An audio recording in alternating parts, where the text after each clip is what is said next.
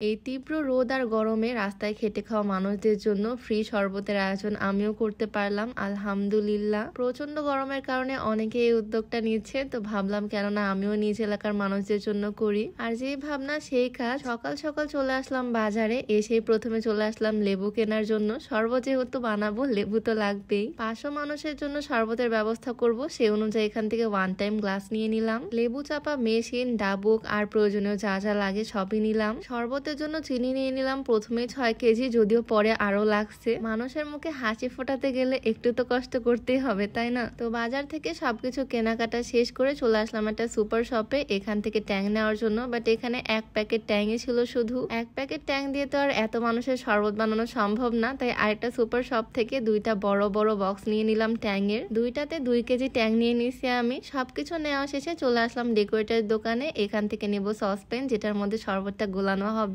মোটামুটি আমাদের সবকিছু অলমোস্ট ডান, আর সবকিছু নিয়ে চলে আসলাম বাসার নিচে। আমরা সকাল থেকে কাজকর্ম করা শুরু করে দিয়েছি, যাতে দুপুরের কড়া রোদে আমরা সবাইকে ঠান্ডা শরবতটা খাওয়াতে পারি। এই বড় সসপ্যানটা আর এই বড় চামচটা সবকিছু ধুয়ে নেওয়া হলো, আর একটা ছায়াতে আমরা বসে পড়লাম পাটি পেরে। যেই লেবুগুলো আনছি এগুলো এখন ভালোভাবে ধুয়ে নিব, তারপর লেবু কেটে চেপে রস বের করে নিব লেবু থেকে। আমি একটা বালতির মধ্যে পানি নিয়ে ভালোভাবে লেবুগুলোকে ধুয়ে নিলাম। আর এতগুলো লেবু যেহেতু চেপে রস বের করতে হবে, তাই সবাই মিলে এই কাজটা করব। বাট এখানে দুঃখের বিষয় হচ্ছে আমরা যে লেবু চাপা মেশিনটা আনছি এটা একদমই কাজের না। অযথা আমাদের টাকা ওয়েস্ট। বাসায় থাকে কাঠেরটা দিয়ে কাজ চালানো হচ্ছে। আমার শাশুড়ি আম্মু অনেক হেল্প করছে, লেবুগুলোকে ভালোভাবে কেটে দিছে, তারপরে এভাবে চামচ দিয়ে লেবুর রস বের করছে অনেকটাই। আর আমার হাজবেন্ড এদিকে করতেছে। অনেকটা সময় নিয়ে সবাই মিলে সবগুলো লেবুর রস বের করে ফেললাম। আর এদিকে দেখো আমার হাতের অবস্থা। আমার স্কিন একটু বেশি পাতলা, যার কারণে আমার এগুলো ফেস করতে হয়। যাই হোক, ব্যাপার না। লেবু চাপা শেষ করতে আমাদের ভ্যান চলে আসলো, যে ভ্যানে করে আমরা শরবত নিয়ে যাব।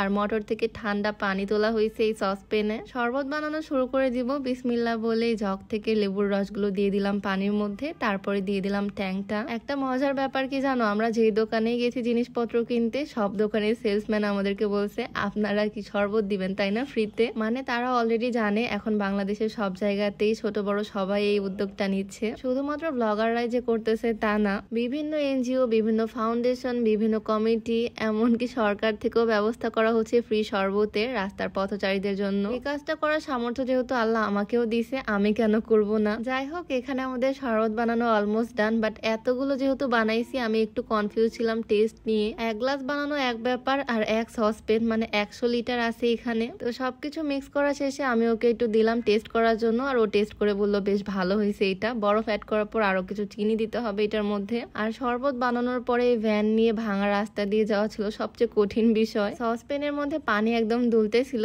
যাই হোক, কোনোভাবে এটাকে নিয়ে যাচ্ছি এখন মেইন রোডে। আর দোকান থেকে আমি এখানে 3 কেজি চিনি নিয়ে নিলাম, যখন লাগবে তখন অ্যাড করা হবে। ভ্যানে চড়ে সোজা চলে আসলাম একটা গাছতলায়। আমরা এসে কিছুক্ষণ এখানে ওয়েট করলাম, আর তার মধ্যে ওরা চলে আসলো বরফ নিয়ে। এই বরফগুলো কিন্তু খাওয়ার বরফ, আগে থেকে অর্ডার করে রাখছিলাম, সেগুলো এখন নিয়ে আসা হলো। আর এই সসপ্যানের মধ্যে দেওয়ার পর আমি আরো চিনি অ্যাড করে দিলাম এখানে। আমরা টোটাল 9 কেজি চিনি ইউজ করছি, যাতে স্বাদে কোনো কমতি না হয়, সবাই যাতে তৃপ্তি করে খেতে পারে মিষ্টি এক গ্লাস ঠান্ডা শরবত। আমাদের কাছে কোনো ব্যানার, পোস্টার বা মাইক কিছুই ছিল না প্রচার করার মতো, তাই ভাইয়া ডাকতেছিল হাত বাড়ায় বাড়ায়। আর এইভাবেই রিক্সাওয়ালা, অটোওয়ালা মামারা আসতেছিল আমাদের কাছে। অনেকে এসে জিজ্ঞেস করতেছে কত করে গ্লাস। আমি যখন বলি ফ্রি, তখন তাদের মুখে অন্যরকম একটা হাসি চলে আসে। প্রথমে আমরা দাঁড়াইছি মেন রোডের একদম সাইডে, সেজন্য রিক্সাওয়ালা মামা থেকে শুরু করে অটোওয়ালা মামা, এমনকি গাড়ি থেকেও মানুষ এসে নিচ্ছে আমাদের কাছ থেকে শরবত। বাস থামিয়ে ওনারা আমাদের কাছ থেকে শরবত খেলো। বিষয়টা আমার খুবই ভালো লাগছে। জানালা দিয়ে দেওয়া হচ্ছে তাদেরকে শরবতের গ্লাসগুলো। এই গরমে জার্নি করাও কিন্তু বেশ কষ্টকর। রাস্তায় অটো রিক্সা তো প্রচুর, শুধু অটোওয়ালা বা রিক্সাওয়ালা মামাকে দিলে কি হয়, ভিতরে সব প্যাসেঞ্জারদের জন্য আমরা দিচ্ছি। সবাই এই রোদ গরমের মধ্যে বাহিরে কষ্ট করতেছে, সবাই নিজেদের কাজে বের হয়েছে। সবাই একটু কলিজাটা ঠান্ডা করুক এক গ্লাস ঠান্ডা শরবত খেয়ে। এক আঙ্কেল আমাকে বোতল ধরাই দিয়ে বললো বাসার জন্য নিয়ে যাবে, তাকে বোতলে করেই দিলাম। আর এই সামান্য এক গ্লাস শরবত খেয়ে যে তারা কি পরিমাণে খুশি সেটা বলার মতো না। তারা মন থেকে দোয়া করলো। মানুষের দোয়াটাই আসলে মেইন। এই সামান্য উদ্যোগের মাধ্যমে যদি একটা মানুষ খুশি হয়, একটা মানুষ শান্তি পায়, এইটাই অনেক। তো এখানে বেশ অনেক মানুষকেই খাওয়ালাম আমরা। এক জায়গায় বেশিক্ষণ থাকবো না, তাই এখান থেকে সবকিছু ক্লিন করে নিলাম। একটা বস্তার ভিতরে ইউজড গ্লাসগুলো দিয়ে দিলাম। আর এগুলো নিয়ে এখন আমরা যাব মেইন পয়েন্টের দিকে। মেইন বাজারের দিকে আমরা চলে আসলাম, আর এখানেও একটা গাছের ছায়ার নিচে দাঁড়িয়ে পড়লাম। এখানে আসার পর বাকি যে চিনি ছিল সেটাও অ্যাড করে দেওয়া হলো। আর এটা যেহেতু মেইন শহরে বাজারের দিকে রোড, তাই এখানে অটো রিক্সা ছিল প্রচুর। তারা এই রোদ গরমে কতই না কষ্ট করতেছে বাহিরে। এক গ্লাস শরবত খেয়ে যদি তাদের জান শান্তি হয়, দোয়াটা মন থেকে আসবে, মুখে বলতে হবে না। আমরা 4-5 জন এখানে ছিলাম, সবাই মিলে চেষ্টা করছি সমানভাবে কাজ করার। এদিকে যেহেতু বরফ গলতেছে, তাই আরো ট্যাং অ্যাড করে দেওয়া হলো।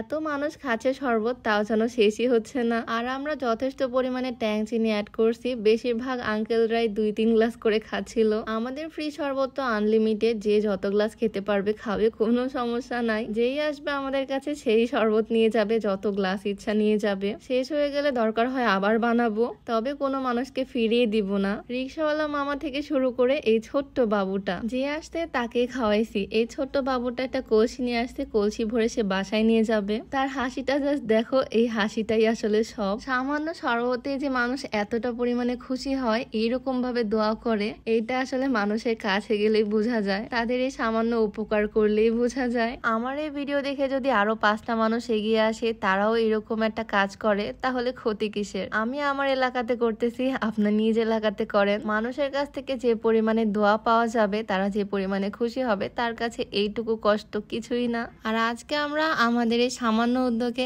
এত মানুষকে খুশি করতে পারছি, যার কোনো হিসাব নাই। আসলেও যে শরবত কত গ্লাস হয়েছে তার কোনো হিসাব জানা নাই আমার কাছে, কত মানুষ খাইছে তারও ঠিক নাই। যে আসতেছে তাকে দেওয়া হচ্ছে, যার যত গ্লাস ইচ্ছা খাচ্ছে। এই জায়গাতে বেশ কিছুক্ষণ থাকার পরে আমরা এই জায়গাটাকেও বেশ ভালোভাবে ক্লিন করে নিলাম। আর এখন যাব আরেক জায়গাতে। এখন আমরা যে জায়গাতে আছি, এখানে মেইনলি বাস থামে। আর এই জায়গার আশেপাশে তেমন গাছগাছালিও নাই, একদম টানা রোদ এই সাইডটাতে। রোদের মধ্যে দাঁড়িয়ে আমরা তাদের একটু উপকার করলাম। সবাই যে কি পরিমাণে খুশি। এই জায়গাটাকেও ভালোভাবে ক্লিন করে আমরা আবারও চলে আসলাম আরেকটা জায়গাতে। এইটাই আমাদের সেই স্পট। আর এখানে অনেক মানুষ আমাদের কাছে আসছে, আলহামদুলিল্লাহ অনেকে আসছে আমাদের কাছে শরবত খেতে। একজন মহিলা তো পলিথিনে করে আমার কাছ থেকে শরবত নিয়ে গেছে। ওনার মুখের হাসিটা জাস্ট দেখো, এই হাসিটা তাদের একটু শান্তি, এইটাই তো আসলে সব। আর লাস্ট মোমেন্টে এখানে এসে যখন আমাদের শরবত প্রায় শেষের পথে, তখন অনেকে আসছে আমাদের কাছে, অনেক বাচ্চারা আসছে। তাই দোকান থেকে ঠান্ডা ঠান্ডা পানি নিয়ে আসলাম, যেহেতু আমাদের কাছে আরো ট্যাং চিনি আছে, তাই আরো কয়েক গ্লাস শরবত বানাবো, কাউকে ফিরিয়ে দিব না। শেষ পর্যন্ত চেষ্টা করে গেছি যারা আসছে সবাইকে খাওয়ানোর। আর আলহামদুলিল্লাহ সবকিছু ঠিকঠাক ভাবে করতে পারছি।